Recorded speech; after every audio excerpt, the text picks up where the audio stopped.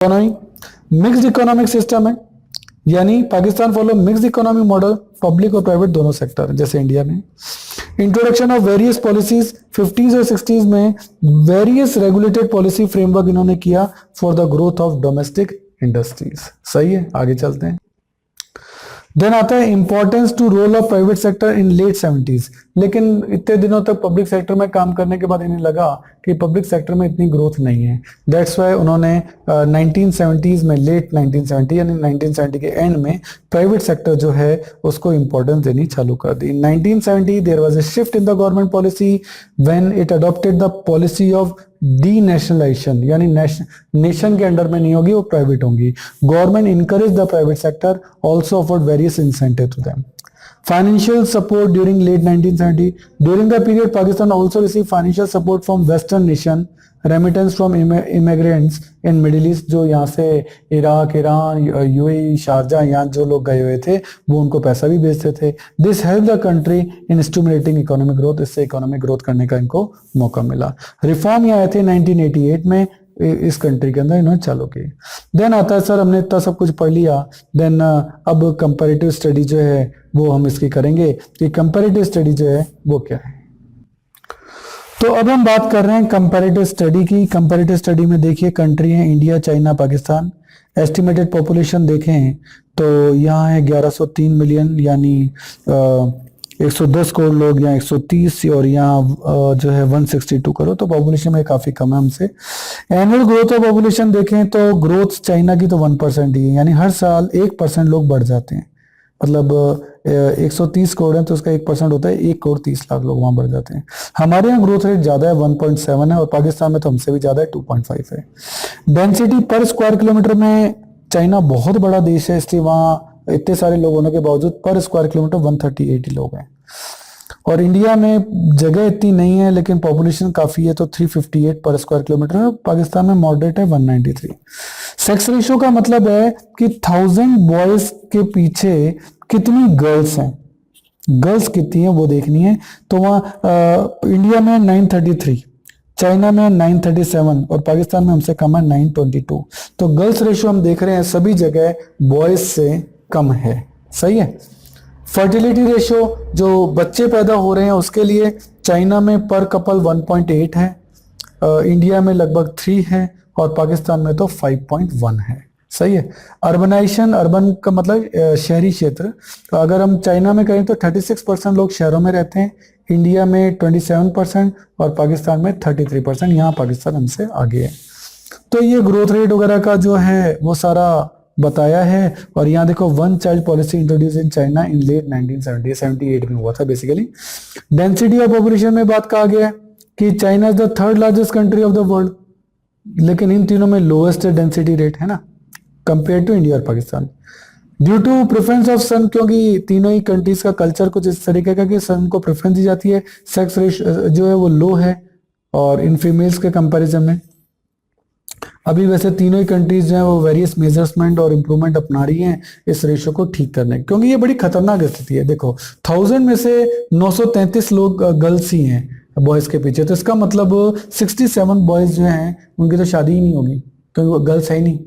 और यही जब रेशियो 1 लाख में से हो जाए तो ये 6700 हो जाएगी, और यही 1 करोड़ में से हो जाए तो 6 लाख हो जाएगा, और यही अगर 100 करोड़ में से हो जाए तो आप सोचो कितने लोग कमारे जो हैं वो रह जाएंगे। तो इससे क्या होता है, सोशल जो फैक्टर है ना वो सारे बिगड़ जाते हैं। सही है।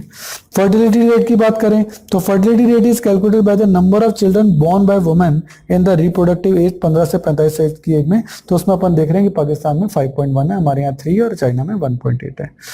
ग्रोथ इंडिकेटर्स की बात करें, देखो जो ग्रोथ रेट होती है जीडीपी, ग्रॉस डोमेस्टिक प्रोडक्ट की जो ग्रोथ होती है, most important indicator of the company economy होती है कि हाँ भाई आपकी इकोनॉमी किस हिसाब से चल रही है। जब बाकी की दुनिया 5% लेवल के लिए भी स्ट्रगल कर रही थी कि हाँ भाई हम 5% ग्रोथ कर लें, चाइना जो है वो डबल डिजिट में चल रहा था, यानी 10% और उससे ऊपर। और कब तक, 2 डिकेड्स यानी 20 साल तक उसने अपनी डबल डिजिट रखी। इसीलिए अपन देखते हैं कि चाइना जो है बहुत आगे बढ़ गया बाकी दोनों कंट्रीज पाकिस्तान और इंडिया से। इवन कंपैरेटिव चार्ट देखिए 80s और 90s का, तो चाइना की तो डबल डिजिट में चल रही थी 10.3, हम तो उससे आधे में ही थे, इवन पाकिस्तान भी हमसे ऊपर था। तो 1980s टू 90s में हमारा जो है वो बेसिकली इंदिरा गांधी, राजीव गांधी, बेसिकली तो 9 साल तो इन दोनों ने ही किया था। तो आप देखिए ग्रोथ रेट काफी कम थी। 1990 जब 91 में हमने न्यू इकोनॉमिक पॉलिसी ले आए थे, इससे लेके 2002-3 तक हमारा इंप्रूवमेंट बहुत ही कम 5.7 से 5.8 ही रहा।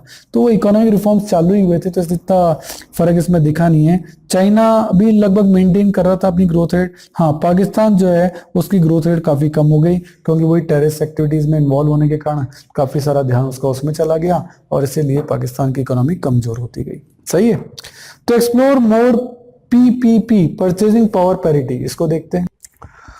तो इसका मतलब है परचेजिंग पावर पैरिटी का मतलब है कि इनकी कंपैरेटिव परचेजिंग पावर को कैसे मेजर करें।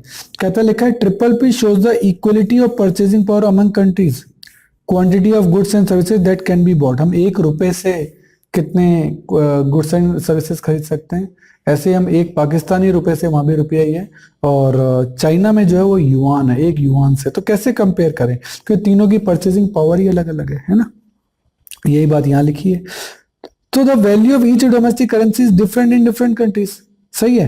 तो हम जो वैल्यू है, इंडियन रुपए से पाकिस्तान में वैल्यू चीजें नहीं खरीद सकते, पाकिस्तान वाले से इंडिया में नहीं खरीद सकते, इंडिया वाले से चाइना में नहीं खरीद सकते। तो इनको कंपेयर करने के लिए US dollar is the universally accepted currency. इन तीनों कंपेयर करने के लिए हम यूएस डॉलर से इसको कंपेयर करते हैं। Therefore GDP of different countries are expressed in US dollar and called triple P US dollar, यानी परचेजिंग पावर पैरिटी। सही है। तो कंक्लूजन हमारा क्या निकलता है इसके अंदर? कंक्लूजन है in the last 2 decade the contribution of agriculture sector to GDP which employ the largest portion, सबसे ज्यादा हमारे एग्रीकल्चर में लगे हुए हैं, लेकिन तीनों ही कंट्रीज में एग्रीकल्चर में जाने कम हुए हैं। सही है, क्योंकि एग्रीकल्चर में इतना फायदा नहीं है और रिस्क भी ज्यादा है। सही है। In industrial sector China is maintain A double digit growth rate. China में जो है ग्रोथ है बहुत ज्यादा है, डबल डिजिट में चल रही है 2 फिगर्स में। Where as the India and Pakistan growth rate has decline, इनकी ग्रोथ रेट नहीं बढ़ी है। In case of service sector India has been able to raise the growth rate in 1990। Service sector में हमारा अच्छा है, इसलिए आप देखते हैं कि इंडिया से काफी सारे जने यूरोप और यूएस के अंदर सर्विस करने जाते हैं, क्योंकि टेक्नोलॉजिकल एंड में हमारी जो सर्विसेज हैं वो बहुत अच्छी हैं। While China and Pakistan reduce their service sector growth, उन्होंने अपनी सर्विस सेक्टर ग्रोथ को कम कर लिया।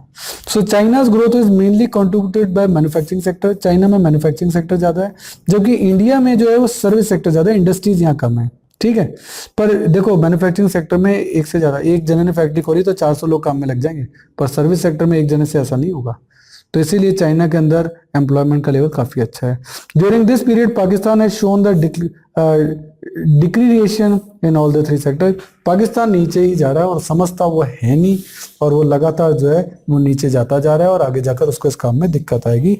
तो ह्यूमन डेवलपमेंट इंडिकेटर्स भी यहाँ दे रखे हैं, अलग अलग लेवल्स हैं जिनको आप देख सकते हैं। मैं समझाने लायक कुछ नहीं है, आगे चलूंगा मैं। देन कुछ लिबर्टी इंडिकेटर्स हैं कि आजादी वगैरह की बात करें, बोलने की आजादी, तो लिबर्टी इंडिकेटर में भी defined as the measure of extent of demographic participation, जनसंख्या जो उसका पार्टिसिपेशन के इन सोशल और पॉलिटिकल डिसीजन मेकिंग में। तो चाइना में तो 1 पार्टी है, जो वो करेगी वही करेगी, तो वहां तो कुछ डेमोक्रेसी नाम की कोई चीज ही नहीं है।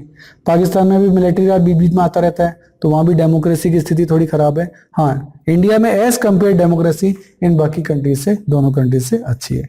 Example of liberty indicators, measures to the extent of constitutional protection right given to the citizen, citizen को कॉन्स्टिट्यूशनल राइट्स दिए गए हैं। Extent of constitutional protection of the independence of the judiciary and the law, और जो judiciary है, जो न्यायपालिका है, उसको भी काफी आजादी दी गई है। तो अब पूरे चैप्टर का कंक्लूजन क्या निकलता है? India, China, Pakistan have travelled more than 5 decades of development path with varied results. सबके अलग अलग हैं। Till the date of 1970 all of them same level था, लेकिन लास्ट 3 डिकेड से डिफरेंट लेवल हो गए। क्या? इंडिया की इकोनॉमी मॉडरेटली चली है, लेकिन अभी भी ज्यादातर लोग एग्रीकल्चर पर हैं, इंफ्रास्ट्रक्चर लैक कर रहा है। It is yet to raise the standard of living because 1/4 population अभी भी पॉवर्टी लाइन से नीचे है। ये तो है इंडिया की कंडीशन। पाकिस्तान की देखें तो पाकिस्तान के लिए पॉलिटिकल इंस्टेबिलिटी है, over dependence and remittance of foreign, जो बाहर से पैसा आ रहा है उसी को देख रहे हैं। एग्रीकल्चर सेक्टर का जो है वो लेवल जो है वो अभी तक उठा नहीं है। और इंडस्ट्री और इकोनॉमी में स्लो डाउन है। सही है। अब जो है धीरे धीरे in the recent part it's hoping to improve the situation of maintaining high rate of GDP. It is also a great challenge for Pakistan to recover from the devastating earthquake in 2005। वहां कोई अर्थक्वेक आया था which took our life nearly 75,000 people and also resulted in enormous loss of property।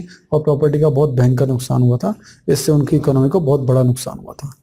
China, in China lack of political freedom, वहां आप सरकार का विरोध नहीं कर सकते। ह्यूमन राइट्स भूल जाओ, वहां कोई ह्यूमन राइट होते हैं, अगर आप सरकार का विरोध करेंगे तो हो सकता है आपको गोली मार दी जाए। However, in the last 3 decades, it is used in the market system, अभी आ रहा है, losing political commitment and succeeded in raising in the level of growth, अभी ग्रोथ बढ़ रही है। China has used the market mechanism to create additional social and economic opportunity। के लिए उन्होंने मार्केट मैकेनिज्म, यानी पहले क्या था, इनका कंट्रोल था प्राइसेस पे, अब इन्होंने इस कंट्रोल को थोड़ा छोड़ा है। By retaining collective ownership of land and allowing individual to cultivate land, China has ensured social security in rural area. इन्होंने क्या किया, अपनी जमीनों को जोड़कर खेती करी है। इन्होंने क्या कहा कि आपकी जमीन है, सबकी अलग अलग बटी हुई है, इसको एक कलेक्टिव लैंड बनाइए, फिर इसमें खेती करिए, इससे आपको फायदा होगा, और देन इससे जो भी फायदा हो वो आपस में बांट लो।